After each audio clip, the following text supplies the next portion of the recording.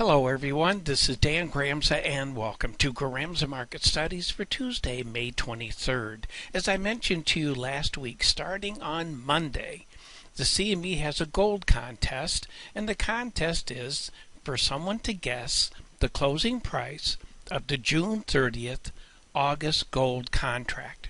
And if you do, you get a 1 ounce bar of gold.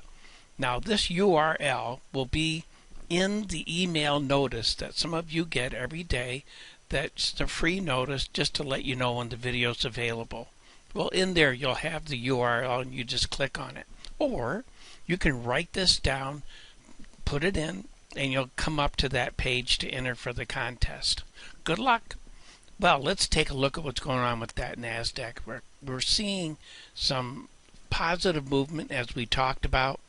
It's the right kind of momentum that we're seeing for Monday. I like that kind of action. Now we need to see basically about the same thing for Tuesday. It doesn't even have to be that big, but we're getting the right kind of movement and the right kind of stage so far for that market. Now if we move on over to the euro, let's see what's going on there. And there we can see it did make new highs. The dollar is getting weaker, but I think we need to be cautious at these levels.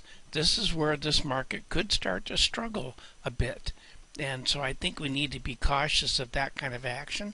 Let's take a look also at what's going on with interest rates. And I was looking for weakness, unchanged to lower, for weakness in the notes. Now we did work our way a bit lower.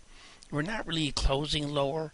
We need to see some momentum to the downside, just like we need to see that upward momentum in the goal of the S&P. Let's move. Before we do that, let's go back and take a look at gold. Now this is the June gold, the front contract. Here's the August gold, and that's the gold contract in the contest. So take a look at it. Just watch it this week and get ready to put your guesses in there. All right, but what do we expect here? I think we need to be cautious about gold. Nothing telling us to be a seller at its current level, but I think we need to be cautious because this market could back off. Let's move on though and take a look at crude oil. In crude oil, well, we're making new highs. Everybody's excited about some of the news coming out in Saudi Arabia. However, this is a yellow light flashing. Again, I would be cautious. I would not want to be a buyer at these current levels.